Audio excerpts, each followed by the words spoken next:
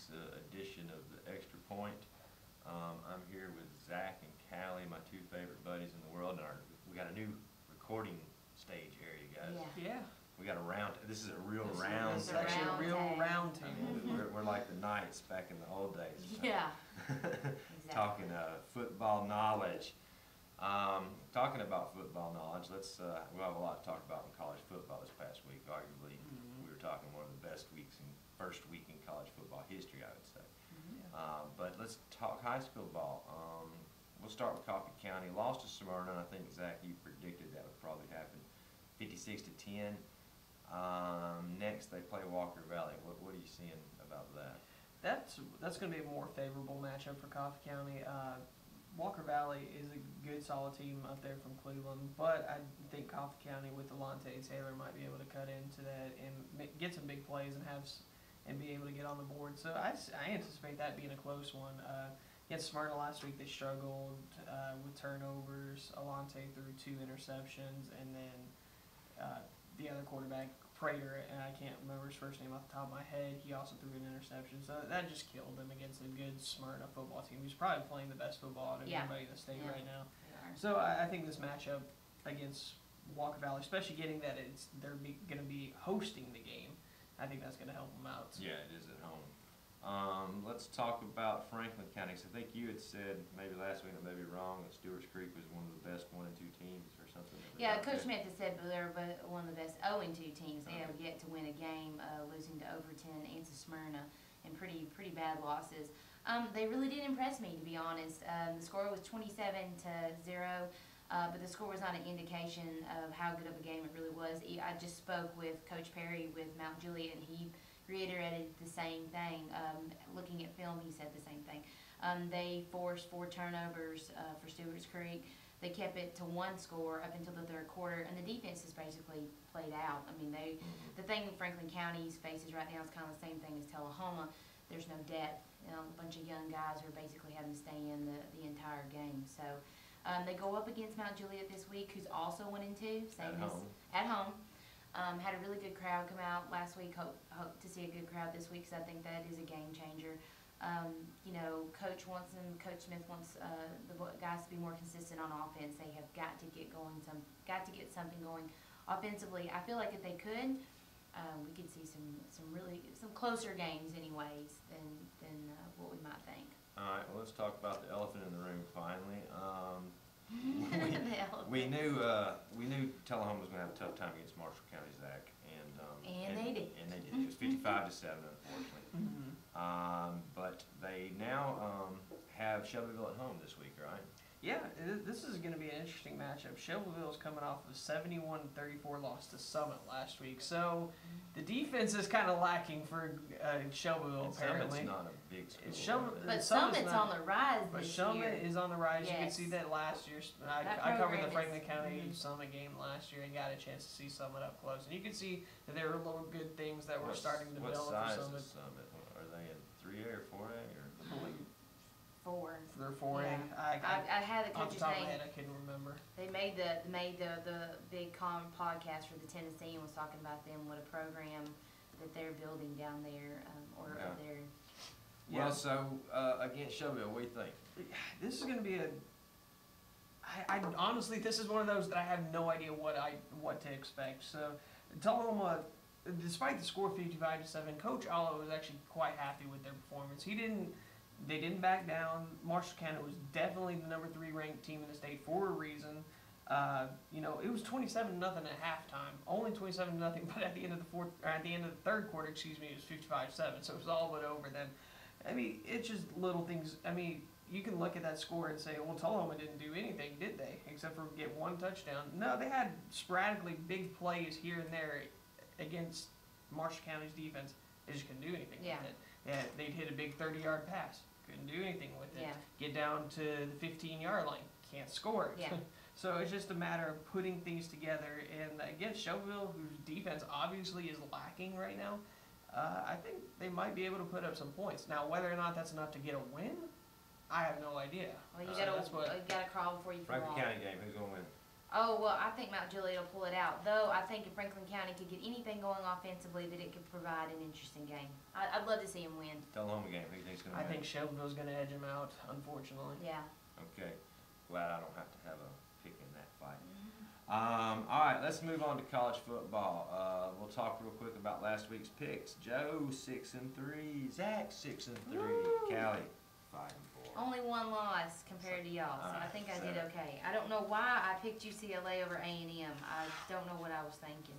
I don't know what you were thinking. No, you I- didn't pick UCLA. You picked Texas A&M. Oh, okay, good, because I saw K up there, and I was like, well, this seems That was uncharacteristic one of yours. of You me. picked Georgia and we picked North Carolina. And then I picked Ole Miss over Florida State, which if they'd actually played a second half, they would have won that game. But they didn't show up second half. So. Well, I think that's what kills you though. You play that fast-paced offense. Yeah. And then the next thing you know, you're 3 and out a couple of times. and they your rattled defense is rattled out there. Kelly a little bit. I think he came Well, I out thought hot and he was heavy. the best quarterback. I thought he was the proclaimed. He said he was the proclaimed Well, that's what I best said. Yeah, he quarterback was talking a lot of smack, and he got rattled, and he Yeah. wasn't able to come back from it.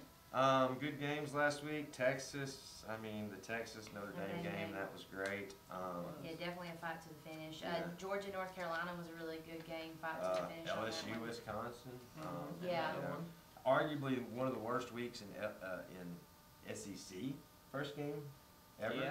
I think those Um, SEC teams are rethinking their scheduling of the first game. Especially playing, you know, Especially it's- it's Mississippi State, you know. with Oh that yeah, FCS school. right. well, you know, TCU struggled with Yeah, South Dakota. So, Yeah. there was a lot of teams with Tennessee and Appalachian. Yeah, but that Appalachian. 11-2 team ranked defensively and offensively. Well, maybe even Yeah. last week we underestimated them. I but- think that I think the coaches were definitely playing conservatively. They figured they could play it about 20%, and then they squeak by them.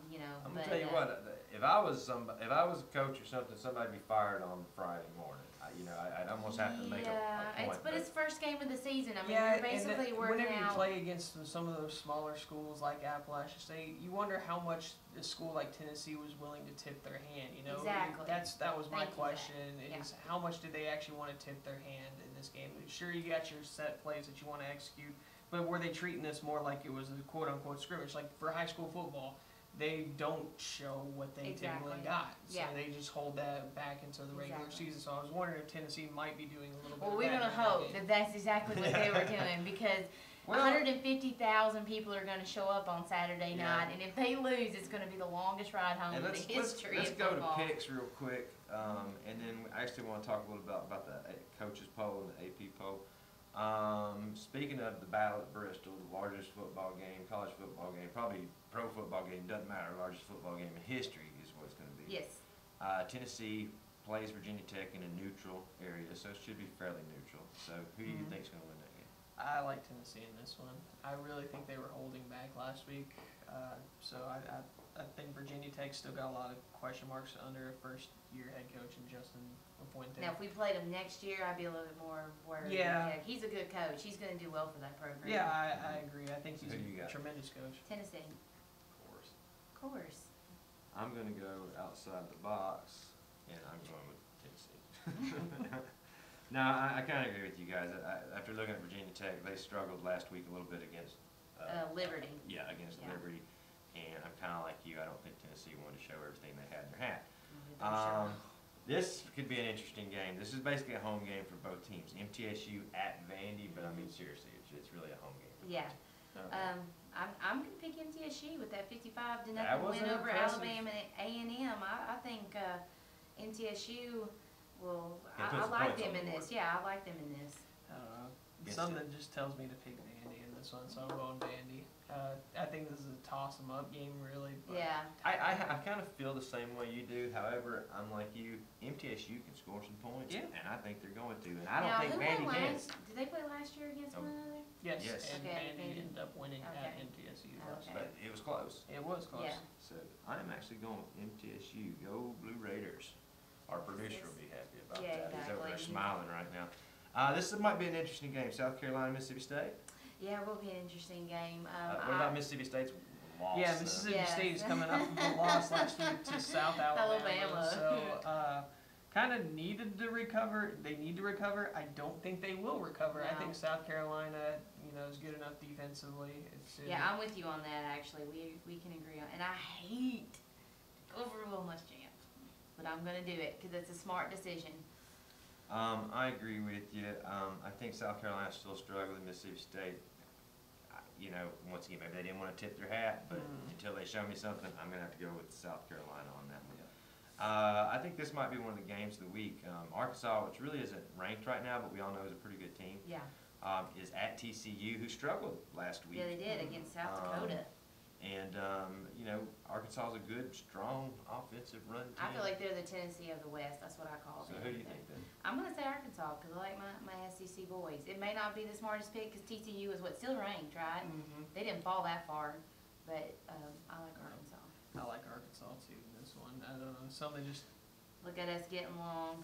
I know. I'm going It's Arkansas the Big as 12. well. So far, Zach's the only one's gone against us. Okay, let's talk about our Super Bowl. We didn't have a lot of college games, so we're going to throw a couple of pro games. Super Bowl rematch, Carolina at Denver.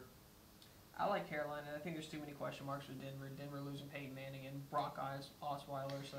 Yeah, I gotta go with Carolina just for the statistics of the whole thing. Like you said, the question marks on Denver's side, even though I'm not a Cam Newton. I agree. I think Carolina pretty much has their whole team intact from last year. Yeah, Denver's I think it'll having be a win for repeat, so them. I'm going with Carolina. This was interesting. A couple of weeks ago, Tennessee Titans coming into the season against the Minnesota Vikings, who did very well last year, but now Minnesota Vikings at Tennessee, and Minnesota loses its quarterback a week ago. Yep. Yeah, Last week. So who do you think? I like Tennessee Titans in this. I think it's gonna come down to how best the offensive lines take care of their quarterback. So. Well, their offense hasn't been the problem this preseason. Yeah, it has It's been the defense defense. that's But I been think the having problem. But struggling- having, especially with Viking, the Minnesota coming in without a true starting quarterback, where they're supposed to rotate between Sam Bradford, and I'm blanking on who else they're supposed to be. Maybe that Hill is it Hill? I can't remember the kid's name, but with them rotating the quarterbacks, I think that's going to be playing Tennessee's Yeah. favor. So I like the Titans in this Yeah. one. I like the Titans as well, just based on, like you said, they hadn't wanted to tip their hat in the preseason a little bit. I think the defense is maybe a little better than what they've showed in preseason. Here's hoping. The offensive line is definitely more improved, and they do have a running game, so I Yeah. think that's where Tennessee can actually win this game, and they're at home Yeah. too. So, and they got a lot to prove Titans after to win. Yeah, two really bad seasons. Yeah. They got a lot to prove. Yeah. So I think that's all we'll talk about Titans ball this week. Maybe we'll talk a little more about next week. I want to talk about the AP polls. Now I know you're not a huge fan of the polls. I'm an okay fan of the polls, but when you have an second AP, weekend, it's just frustrating because that is. well, just let me what say, it is. Houston jumps 9 spots, and probably deservedly so. They beat Exactly. number- I agree they with beat that. the Knocked off #3 the team. number 3 team Exactly. in the country. So. Wisconsin is now ranked number 10, and went from unranked to now they're number 10 in the Yeah, country. I don't understand that. Okay. And then you mentioned Texas right below them, who's at number 11 right now in Yeah. the AP poll. It went from unranked to number 11. That's the Yeah. AP. Now, the coaches Again- poll was a little more fair, but, and you got Tennessee who wins, but drops 8 spots. And Yeah, I I think mean- they should drop. They should drop them. I didn't think 8 spots necessarily. I've but- seen them dropping a couple spots, not Yeah, 8 8, spots. yeah. I mean, as you mentioned earlier, Appalachian State went 11-2 last season, and is a notorious spoiler. Just ask Michigan. I know, right? So, And it was exactly, what, 10 years to the day? Mhm. Yeah, it was 10 Yep, years to to the the day. day. Yeah, So they Georgia upset. jumps up 9 spots. Now Georgia's ahead of us. Well, they played a good hard game against North Carolina, so Now I just TCU struggled. They only dropped 2 spots. yeah, no, I don't understand that, but Okay. it is what it is, and the only thing you can do is just put your big boy panties on and roll out and play this game on Saturday and hope for the best. Well, and arguably so. I think Texas A&M is now ranked number 20. They probably should be. yeah, they should after knocking So, off UCLA. But the riders, check your polls a little more. The coaches, I think, was a little more in line. Yeah, I like the coaches pulpit. Let's see what happens this week, and maybe everything will play out in college football. It usually does. So for this week's edition of Extra Point, I guess we're going to check out. If you want to get in touch with Callie, you can. It's newsgal27 at Twitter. At Twitter. On Alright, Twitter. and At if you the wanna get in Twitter. touch with Mhm. Zach, it's at the And- Twitter. Yeah, on Twitter at Zach Birdsong. So, and if, you know, we're looking for sponsorships for anybody. If you want to be a sponsor, maybe come be a guest pick, give us a call, let us know. You can call one of us up here at the newspaper. I'm Joe Martin, 455-4545. Yep, Thank that's God it. I gave that instead of my actual home number. I appreciate you folks, and let us know how we're doing. Thanks.